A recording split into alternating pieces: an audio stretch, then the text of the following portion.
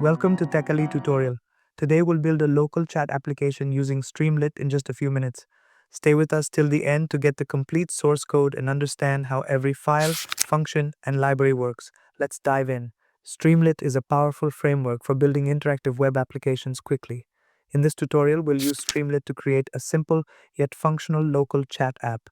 The app will allow users to send and display messages in real time. First, let's set up our environment. Open your terminal and create a project folder named local_chat_app. Inside the folder, we'll create three files: app.py. This will contain the main Streamlit application. Chat_backend.py. This will handle message storage and retrieval. Requirements.txt. This file lists the dependencies we need for the app.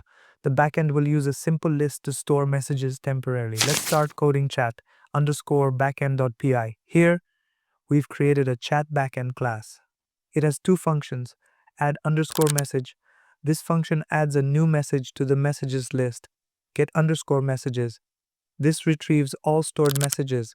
Now, let's integrate this backend into our main application. Now, let's build the front end using Streamlit. Open app.py and start coding first.